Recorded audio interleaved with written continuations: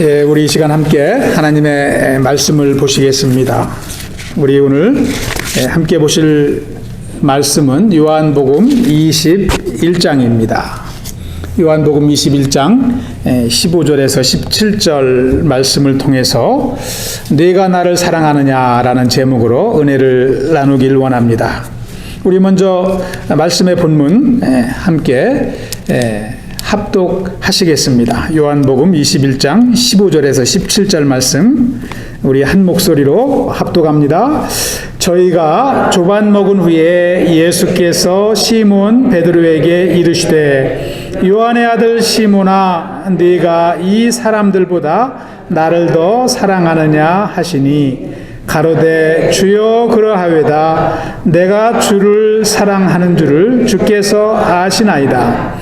가라사대 내 어린 양을 먹이라 하시고 또 두 번째 가라사대 요한의 아들 시몬아 네가 나를 사랑하느냐 하시니 가로되 주여 그러하외다. 내가 주를 사랑하는 줄 주께서 아시나이다. 가라사대 내 양을 치라 하시고 세 번째 가라사대 요한의 아들 시몬아 네가 나를 사랑하느냐 하시니 주께서 세 번째 네가 나를 사랑하느냐 하심으로 베드로가 근심하여 가로되 주여 모든 것을 아시오매 내가 주를 사랑하는 줄을 주께서 아시나이다. 예수께서 가라사대 내 양을 먹이라. 아멘. 예, 오늘 말씀의 제목 네가 나를 사랑하느냐. 예수님께서 베드로에게 하신 말씀으로 정했습니다. 우리 지난 주일에는 부활하신 주님께서 두려움 가운데 떨고 있는 제자들에게 나타나셔서 주신 부활의 세 가지 선물에 대해서 말씀의 은혜를 나눴습니다. 여러분도 다 기억나시죠? 예. 예수님께서 두려워하는 제자들에게 먼저 주신 선물이 평안이었습니다. 평안을 선물하시고 또 두 번째 주신 선물은 제자들에게 전도의 사명을 선물로 주셨다고 했습니다. 그리고 마지막 세 번째 선물이 무엇이었습니까? 예, 그렇습니다. 예, 성령님을 부활의 선물로 주셨습니다. 오늘 말씀에도 보시면 요한복음 21장에 보시면 예수님께서 제자들에게 또 나타나십니다. 오늘 제자들에게 나타나신 것이 부활하신 후에 세 번째로 제자들에게 나타나신 것입니다. 오늘은 디베리아 바다에서 고기를 잡고 있는 제자들에게 나타나십니다. 요한복음 21장에 나와 있는 디베리아 바다는 이 갈릴리 호수를 말합니다. 갈릴리 바다라고도 하고요, 갈릴리 호수라고도 합니다. 이 같은 말입니다. 같은 곳을 말하는 것입니다. 갈릴리 호수에서 고기를 잡고 있는 제자들에게 예수님이 나타나셔서 그들에게 고기 잡는 법을 알려주십니다. 그래서 많은 고기를 잡게 하시고요, 또 아침에는 조반을 함께 드십니다. 구운 생선을 제자들과 함께 드시면서 참 이제 이 식사 교제를 하시고 부활하신 예수님을 친히 보여주시는 것이죠. 세 번째로 이렇게 나타나십니다. 그리고 조반을 드신 후에는 베드로와 단 둘이 1대1로 대화를 하십니다. 그러면서 베드로에게 네가 나를 사랑하느냐 이렇게 물어보시죠. 여러분 베드로를 잘 아시죠? 예수님의 12제자 중에 한 명입니다. 누구보다도 열심히 예수님을 따라다녔다고 그래서 또 예수님이 참 이 어떤 제자보다도 사랑하시고 아꼈다고 그래서 수제자라고도 합니다. 베드로는 원래 이 갈릴리 호수에서 고기를 잡아서 먹고 살았던 어부였습니다. 그는 글도 잘 몰랐습니다. 그런데 고기를 잡으며 사는 가운데 예수님을 만나게 됩니다. 안드레를 통해서 예수님을 소개받고 예수님을 따르는 제자가 되었습니다. 그래서 3년 반 동안 예수님께 배우고 예수님께 함께 생활하면서 제자로 훈련을 받았습니다. 아주 열심히 예수님을 따랐습니다. 베드로는 목숨까지도 예수님을 위해서 바치겠다라고 아주 결단하고 예수님을 따르는 아주 열심 있는 제자였습니다. 그런데 때로는 연약한 면도 있었습니다. 특히 저와 여러분이 잘 아시듯이 예수님이 십자가에 못 박히던 날 아침에 베드로는 예수님을 모른다고 3번이나 부인을 했습니다.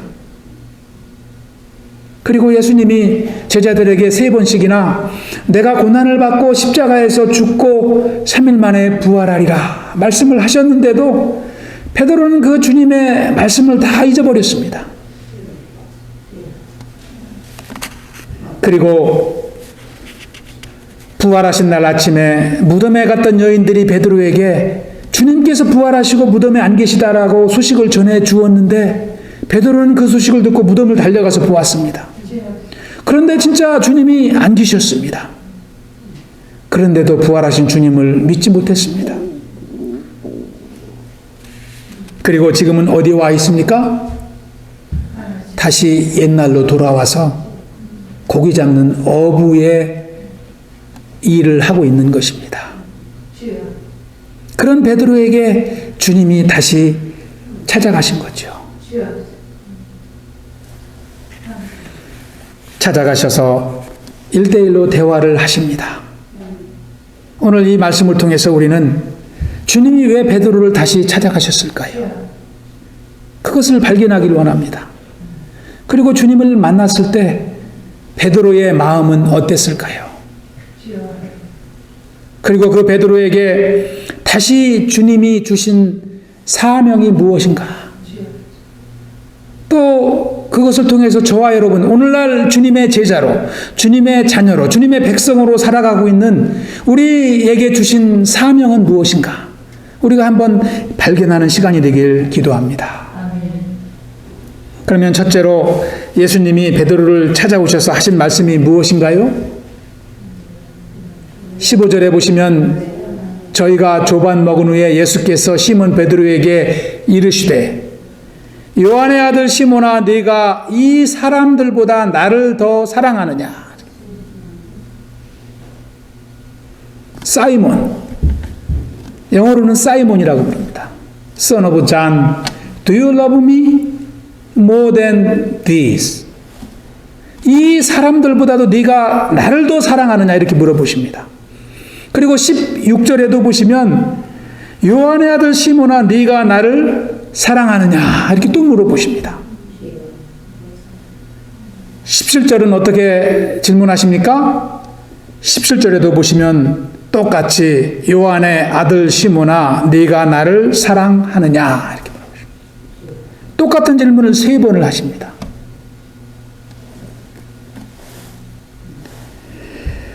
어부의 인생으로 돌아온 베드로에게 주님은 호통치지 않으셨습니다. 내가 준 사명은 어디다 팽개치고 다시 어부로 돌아왔어? 네가 내 제자라고 할 수 있어? 이렇게 혼내지 않으셨습니다. 요한의 아들 시몬아 네가 나를 사랑하느냐? 아주 부드러운 음성으로 물으셨습니다. 그것도 3번씩이나 반복해서 물으셨습니다. 그런데 우리가 이 주님께서 베드로를 이렇게 대화하시면서 이름을 부르시는데 뭐라고 부르십니까? 요한의 아들 시몬아 이렇게 부릅니다. 시몬. 시몬이라는 이름은 원래 이 베드로의 이름이 시몬입니다. 이 요한, 아버지 요한이 지어준 이름이지요.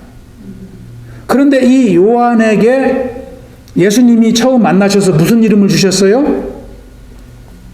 베드로라는 이름을 주셨지요. 게바라 하리라.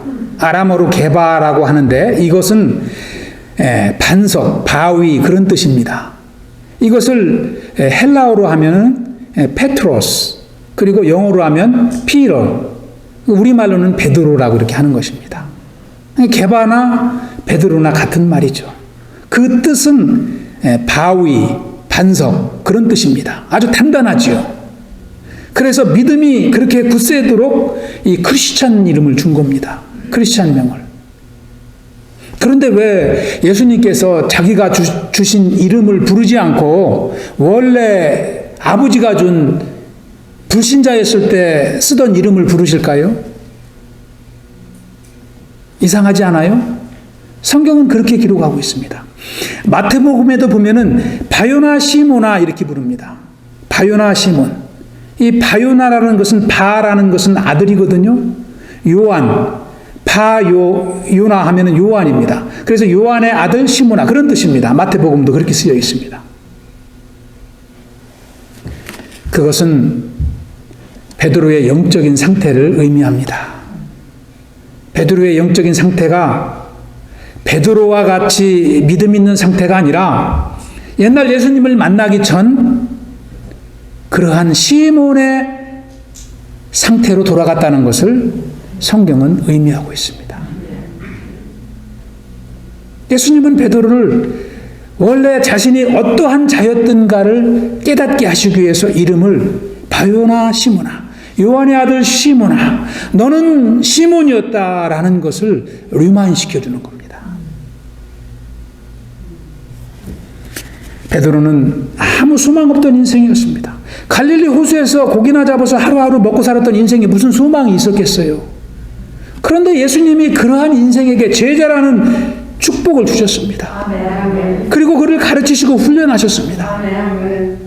그런데 그 사명을 잊고 다시 업으로 돌아오는 것입니다. 그리고 예수님은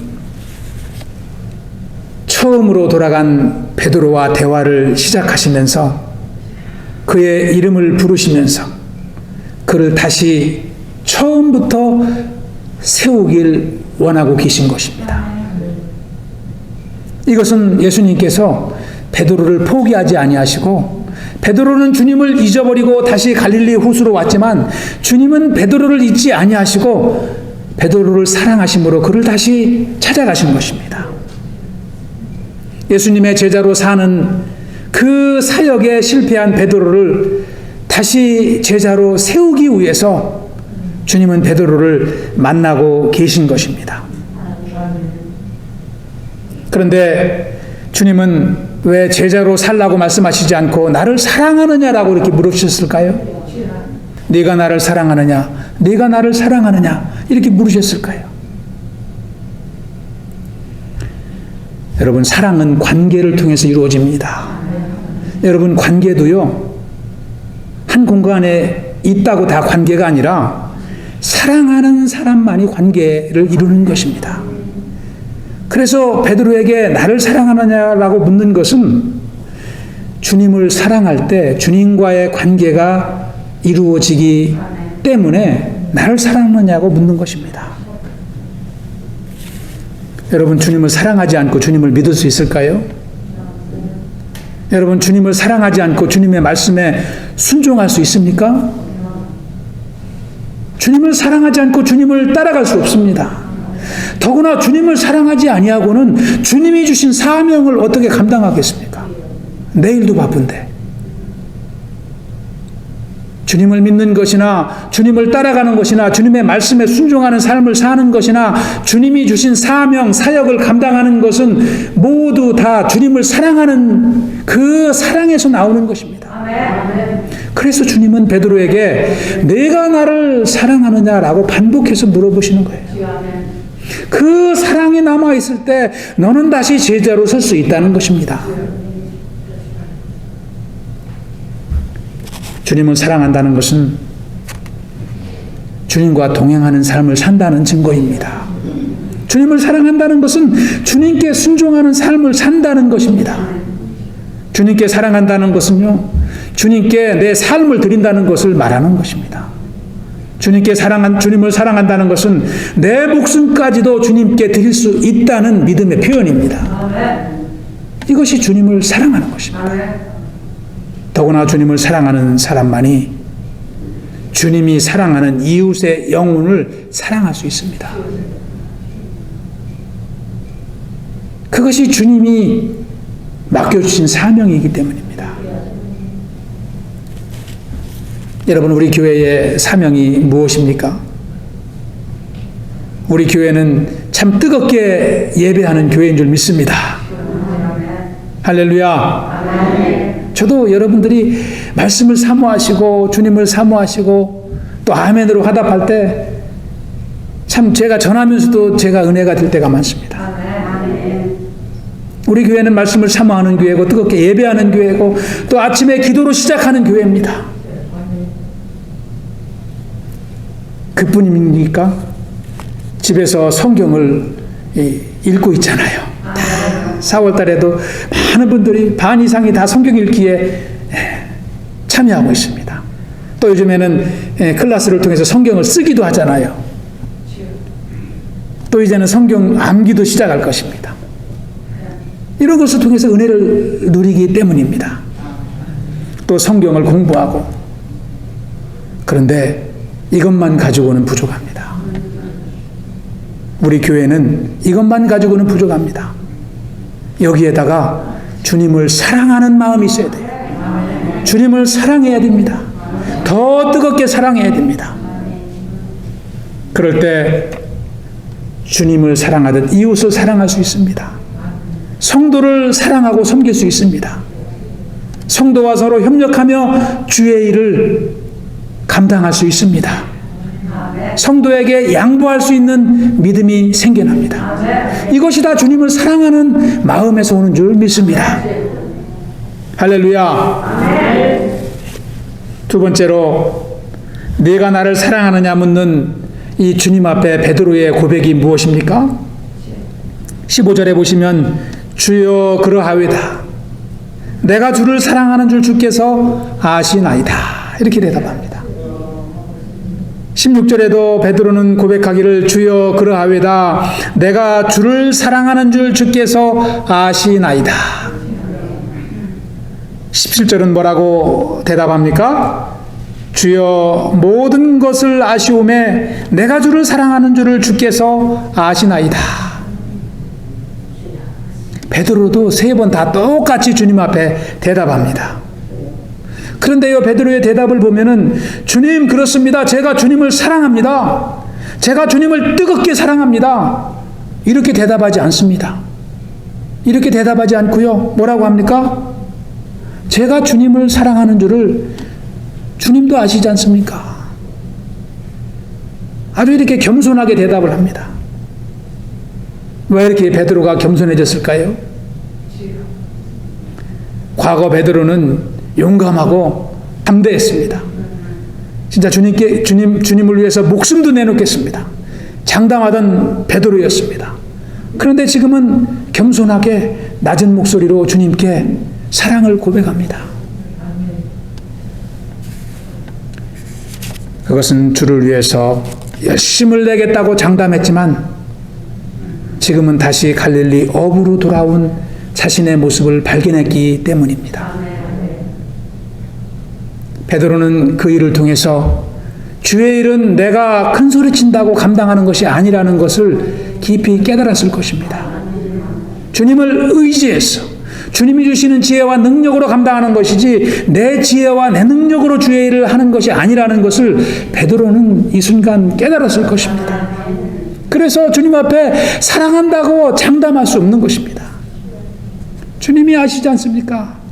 제가 주님을 사랑하고자 하는 소원이 있는 것을 주님이 아십니다. 이렇게 고백하는 것입니다. 여러분, 베드로뿐이 아닙니다. 우리 인생은요, 약한 데서 강함이 나온다는 것을 잘 모르고 살아갈 때가 많습니다.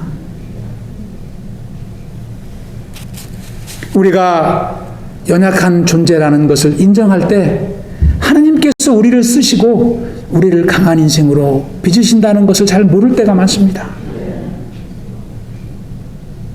주님은 지금의 베드로와 같이 겸손한 마음에 역사하십니다. 베드로와 같이 자신의 실수를 인정하고 겸손하게 주님을 의지할 때 주님은 그 손을 잡아 일으켜 세우십니다. 만일 자신의 능력을 믿고 자신의 지혜를 믿는다면 주님이 필요 없을지도 모릅니다. 저도 한때는 주의 일을 하면서 능력이 있어야 주님께 쓰임받는다고 아주 확실하게 믿었던 사람 중에 하나입니다. 그래서 열심히 노력하고 내가 지혜를 쌓아야 주님도 나를 쓰신다라고 아주 자신했던 사람이에요. 그러나 이것이 참 맞는 말 같지만 해가 갈수록 주의 일을 하면서 곰곰이 생각해 보면 그것은 내 교만이었던 것을 발견하게 됩니다. 이것은 내 교만에서 나온 말입니다. 세상 일은 모르겠지만 주의 일은 지혜와 능력이 내 안에서 나오지 않고 능력 주시는 자 안에서 나오는 줄 믿습니다. 능력 주시는 자 주님 안에서 지혜와 능력이 나오는 줄 믿습니다. 그래서 우리가 겸손하게 능력의 주님을 의지해야 됩니다. 제가 달라스에서 16년간 목회를 하면서 많은 목사님들을 알고 지냈습니다. 근데 그 중에 가까이 지냈던 한 목사님이 계신데요. 그분은 저보다도 연배도 좀 많으시고 미국도 먼저 오시고 또 목기도 더 많이 하시고 이렇게 하신 분입니다. 근데 가깝게 지냈어요. 근데 이분이 목회하시면서 공부도 하셔서 참 이 은혜로 주님의 은혜로 이 박사학위도 받으셨습니다. 그래서 참 이 많은 이 목회도 잘 하시고 또 이 교단 사역도 많이 하셨던 분입니다. 이 목사님은 참 이 목회에도 하나님이 축복하시니까 또 학위도 주시고 그래가지고 생각을 하셨다고 그래요. 하나님께서 이 목사님을 더 크게 쓰시려고 참 이렇게 나를 준비시키시는구나. 그래서 주의 일에 더 열심히 내면서 이제 주님께서 나에게 더 무슨 일을 맡기실까 막 기대도 하시면서 목기를 하셨다고 합니다. 그래서 한 번은 이 목사님이 사모님께도 한번 사모님은 어떤 생각을 갖고 계신가 한번 여쭤봤다고 그래요. 여보, 주님께서 우리에게 무슨 일을 더 맡기실까? 당신은 한번 기도해 보셨어요? 기대되지 않습니까? 이 박사학위를 어디다 쓰게 하실지 당신은 기대 안 되십니까? 이렇게 사모님에게 이렇게 여쭤봤다고 그래요. 그랬더니 사모님이 이 목사님에게 대답을 하셨는데 뭐라고 대답하셨느냐면 여보, 제가 보기엔 하나님이 당신을 더 사용하시려고 공부시킨 게 아니고 당신 사람 좀 만들려고 공부시킨 것 같다고 내가 기도하니까 그런 감동을 주십디다 이렇게 얘기를 했다고 그래요. 그래서 목사님이 그 뒤로부터 겸손해졌다고 그래요. 아, 이게 내 교만이구나. 지금도 이 주님의 은혜로 이 사역을 감당하고 있는데 이 은혜를 모르고 무슨 더 큰 일을 바랐던 것이 내가 얼마나 교만한가. 아주 그때부터 목사님이 겸손하시고 크게 회개했다고 간증하는 것을 들은 기억이 납니다. 여러분, 하나님은 겸손할 때 쓰십니다. 교만한 지혜는 하나님 안 쓰십니다. 여러분 잘 아시는 미국의 16대 대통령 링컨 대통령, 이분은 신앙생활에 10계명이 있다고 그래요. 자기가 세워놓은 10계명, 그 10계명 중에 6번째 계명을 보면은 뭐라고 쓰여 있는 거 아니? 주님, 저는 연약합니다. 그러나 주님이 계시기에 저는 연약하지 않습니다. 이것이 링컨 대통령의 6번째 계명이라는 거예요.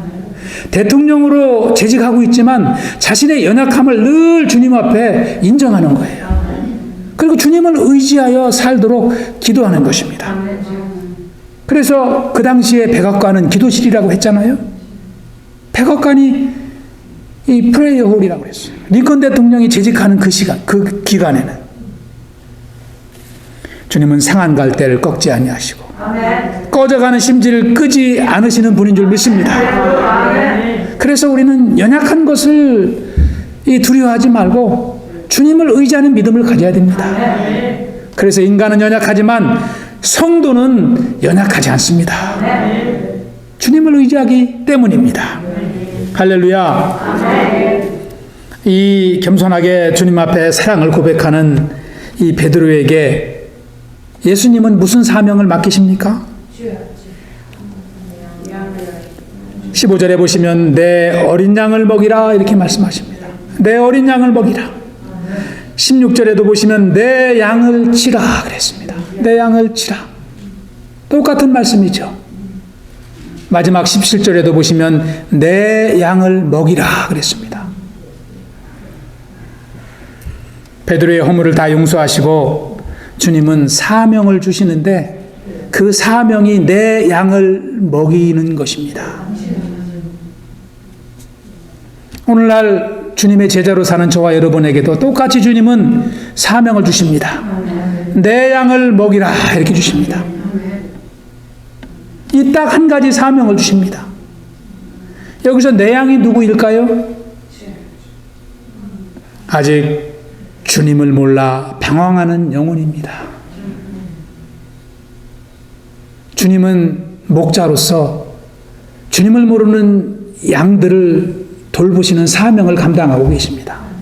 그 사명을 저와 여러분에게도 똑같이 맡겨주신 것입니다. 하나님의 사랑으로 이웃을 섬기는 것이 주님의 양을 돌보는 사역입니다. 주님을 사랑한다 고백한 베드로에게 내 양을 먹이라고 하신 것은 주님을 사랑하는 것이 곧 이웃의 영혼을 돌보는 일이라는 것입니다.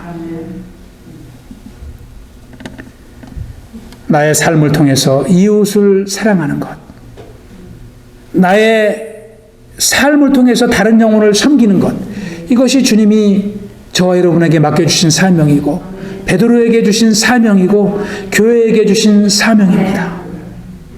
저와 여러분이 살아가면서 이웃을 위해서 내 것을 손해볼 수 있다면 주님의 사명을 50%는 감당하는 것입니다.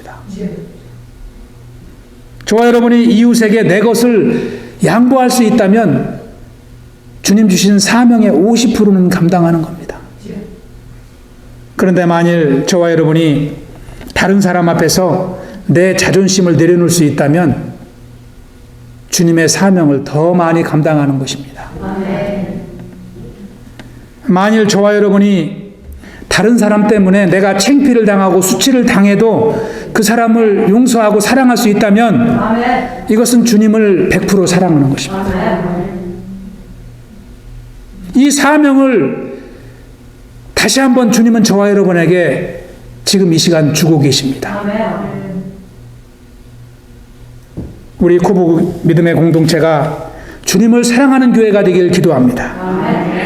그것은 이웃을 사랑하는 것입니다. 친구를 사랑하는 것입니다. 옆에 계신 성도님을 사랑하는 것입니다. 내 가족을 섬기는 것이요. 내가 미워하던 사람을 이 순간 다시 눈물로 회개하고 사랑하겠다고 주님께 고백하는 것입니다. 이웃의 영혼을 사랑하는 사명을 감당하는 것은 쉽지 않습니다. 그러나 그것은 곧 내 믿음을 지키는 일입니다. 내 신앙을 지키는 일입니다. 내 생명을 지키는 일입니다. 우리가 그 사명을 실패하면 주님 주신 생명을 보장받을 수가 없는 것입니다. 주님이 사랑하지 않는 영혼은 이 세상에 아무도 없습니다. 여러분이 원수로 생각하는 그 영혼도 주님은 지금 그 영혼을 사랑하고 계십니다. 그래서 저와 여러분이 사랑하지 못할 영혼은 아무도 없다는 것입니다. 오늘 말씀을 마치며 우리 이 시간 함께 생각해 보길 원합니다. 베드로는 3번 주님을 부인했지만 나는 주님을 몇 번 부인하고 살았는가? 3번이 아니라 1년 12달 365일 하루에도 몇 번씩 주님을 부인할 때가 많았습니다. 셀 수가 없습니다. 이웃을 미워하고 다른 영혼을 미워하고 다른 성도를 미워할 때마다 그것은 그 영혼을 미워한 것이 아니라 주님을 부인한 것이기 때문입니다.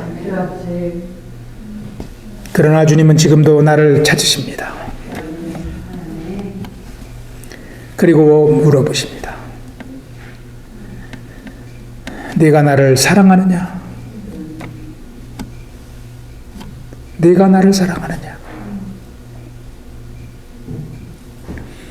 2000년 전 골고다 언덕에서 저와 여러분의 죄를 사하시기 위해서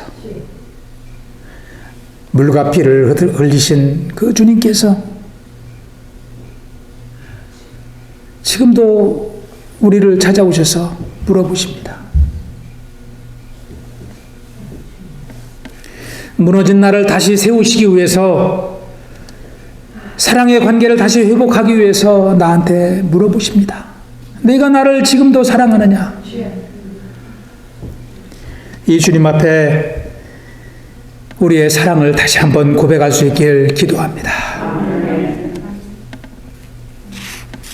나의 허물을 아시고, 나의 죄를 아시고, 나의 연약함을 아시고, 그렇지만 다시 나를 제자로 세우길 원하시는 주님을 우리는 바라보길 원합니다.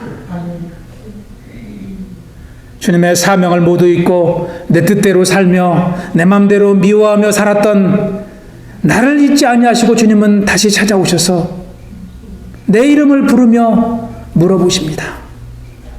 네가 나를 사랑하느냐? 우리 시간 함께 기도하길 원합니다. 주여, 이제부터는 이웃의 영혼을 진심으로 사랑하길 원합니다. 성도를 진심으로 사랑하길 원합니다. 지금도 내 마음에 미워하는 이름은 없습니까? 내가 아직도 가까이 하길 꺼려하는 영혼은 없습니까?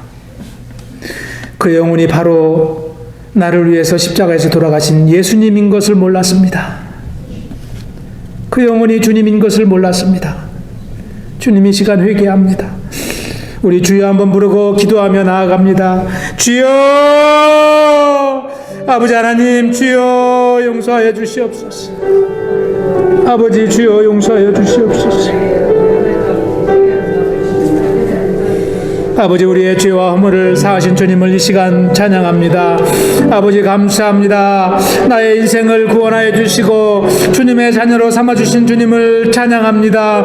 아버지, 나를 주님의 일꾼으로 세우신 주님을 찬양합니다. 아버지, 나를 교회의 성도로 세워주신 주님을 찬양합니다.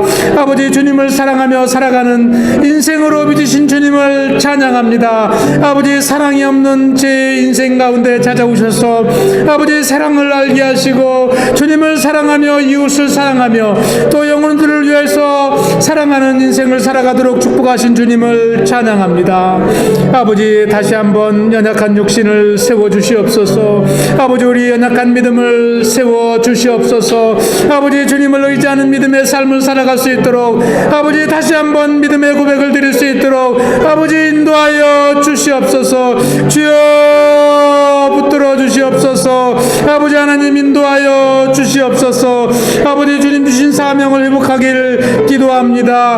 아버지, 주님의 자녀로 살아갈 수 있도록 다시 한번 지혜와 믿음을 허락하여 주시옵소서. 이웃을 사랑하는 삶을 살게 하여 주시옵소서. 영혼을 사랑하는 인생이 되게 하여 주시옵소서. 아버지, 가족을 더욱더 품고 가족을 사랑하며 섬기는 삶이 되게 하여 주시기만을 간절히 기도합니다. 아버지, 성도를 사랑하며 섬기는 인생이 되게 하여 주시옵소서. 아버지, 그리하여 주님과 더욱더 가까이 교통하며 주님과 동행하며 주님께 순종하며 주님께 영광 돌리는 삶을 살아갈 수 있도록 인도하여 주시기만을 간절히 기도합니다. 아버지 하나님, 이것이 나의 신앙을 지키는 길이요 나의 생명을 지키는 길이요 아버지, 주여 전국의 백성으로 살아가는 길인 것을 아버지 깨닫습니다. 주여 인도하여 주시옵소서. 아버지 하나님, 인도하여 주시옵소서. 아버지, 감사합니다. 주여 감사합니다. 아버지 하나님, 감사합니다. 복된 주일 주 앞에 나와 예배하며 또 주님의 말씀을 묵상하며 기도하게 하시니 감사를 드립니다. 아버지, 주신 말씀을 기억하길 원합니다. 아버지, 주님을 더욱더 사랑하는 삶을 살아갈 수 있도록 인도하여 주시옵소서. 아버지, 넘어지는 인생 되지 않게 하시고 주님과 동행하며 주님께 순종하며 주님께 날마다 사랑을 고백하는 삶을 살도록 인도하여 주시옵소서. 또한 주님을 사랑하듯 또 이웃의 한 영혼을 사랑하며 섬기며 또 이제 위하는 인생이 되도록 축복하여 주시옵소서. 아버지께서 맡겨주신 사명을 기억하길 기도합니다. 또 우리 교회에 맡겨주신 사명을 감당하며 하나님을 사랑하고 이웃을 사랑하며 섬기는 귀한 복된 교회 되도록 축복하여 주시옵소서. 감사하오며 예수님 이름으로 기도하옵나이다. 아멘.